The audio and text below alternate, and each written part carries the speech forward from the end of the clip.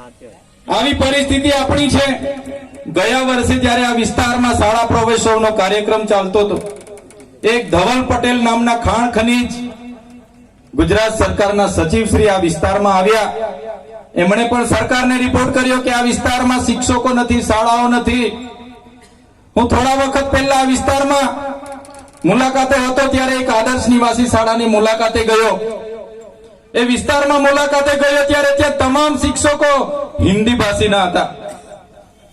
ત્યાંથી થોડા દૂર હું નીકળ્યો તો રસ્તામાં જે આપણી દીકરીઓ, આદિવાસી દીકરીઓ માટે જે સરસ્વતી સાધનાની શાળાની સરસ્વતી સાધના યોજનાની જે સાયકલો હોય તે આવા ખેતરમાં કાટ ખાઈને પડી હતી।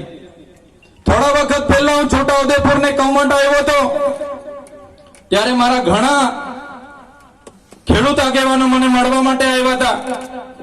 એમણે કીધું કે સાહેબ, અમારી નદીમાં જ અમે ટ્રેક્ટર લઈને રેતી કાઢવા માટે ગયા હતા, અમારું ઘર બાંધવાનું છે, અમારા ટ્રેક્ટરો જમા કરી લીધા છે, અમને છોડાવી આપો। તો એક બાજુ હજારો ટન રેતી અહીંથી નીકળીને જતી હોય અને અમારા લોકો લેવા જતા હોય ત્યારે ટ્રેક્ટરો જમા કરી દેવામાં આવે। થોડા વખત પહેલા હું કૌવટના તુરખેડા વિસ્તારમાં મુલાકાત માટે આવ્યો તો એક બેન પ્રસૂતિમાં હતી, સગર્ભા હતી અને પ્રસૂતિની પીડા થઈ અને એટલી પીડા થઈ તમે કલ્પના કરો કે રોડ નહીં હોવાના કારણે, 108 નહીં પહોંચવાના કારણે આપણી બેનનું રસ્તે મૃત્યુ થઈ ગયું। ત્યારે મેં કહેવા માંગુ છું કે આપણે મૂળ માલિક છે।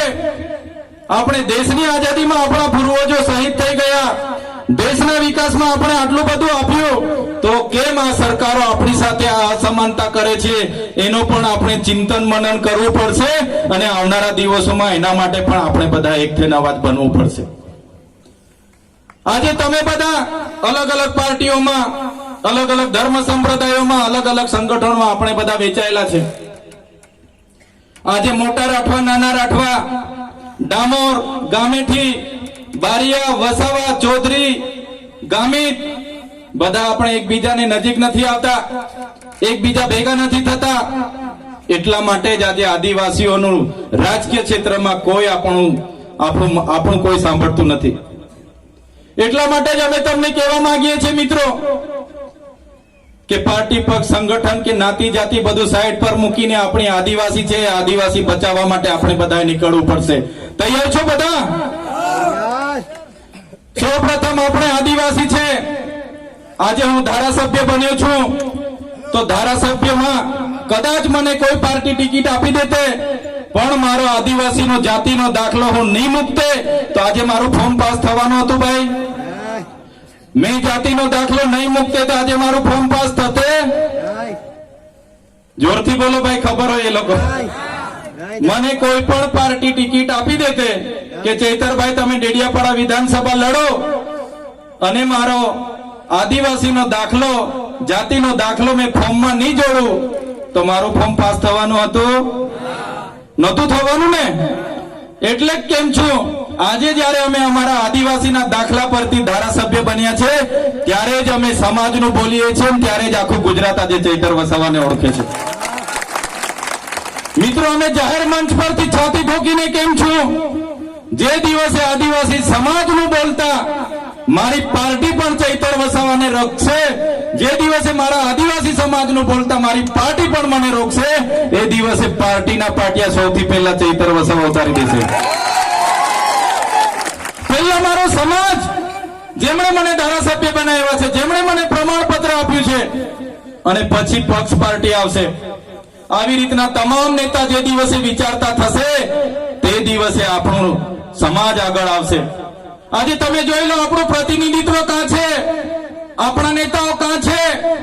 અહીંયા ટપાલ આપવા વાળાની ભરતી થાય એટલે બધા ટપાલીઓ બહારથી આવે, અહીંયા તલાટી ક્લાર્કની ભરતી થાય એટલે બધા લોકો બહારથી આવે, અહીંયા ગ્રામ સેવકની, ટીડીઓની, મામલતદારની ભરતી થાય બધા લોકો બહારથી આવે, અહીંયા એક ભીડગાર્ડની પણ ભરતી થાય છે, એ ભીડગાર્ડો પણ બધા બહારથી આવે છે કે નથી આવતા? જે લોકો બહારથી ભરતી થઈને આવે છે એ બિચારાને એટલી ખબર નથી રહેતી આ હાથ છે, હેજડો છે, મોવડો છે કે ખાકરો છે, તો પણ એ લોકો લાગી જાય છે। તો શું આપણા છોકરાઓ નહીં લાગે? આપણા છોકરાઓ કાબિલ નથી છે, પણ કેમ નથી લાગતા? કેમ કે બધા જ નેતાગીરીમાં આપણા લોકોનું ઉપજતું નથી. એટલા માટે કેમ છો આપણે બધા એક થઈને આગળ આવવું પડશે. તે દિવસે આદિવાસી સમાજ એક થશે. મિત્રો, અહીં ઉપસ્થિત તમામ મારા યુવાન મિત્રોને પણ હું વિનંતી કરું છું, ભાઈ તમારો આ ભણવાનો સમય છે, ભણો સાનામાના, બરાબર છે, ભણો, તમારો કેરિયર બનાવો, તમારી યુવા શક્તિનો તમારો જોમ જુસ્સો સાહસનો ઉપયોગ તમારા કેરિયર બનાવવા માટે વપરો. તમારા મમ્મી પપ્પા ખેતી મજૂરી કરી કરીને તમને ભણાવે છે. માત્ર હારા આઈફોન ના મોબાઈલ લઈ માંગવાથી,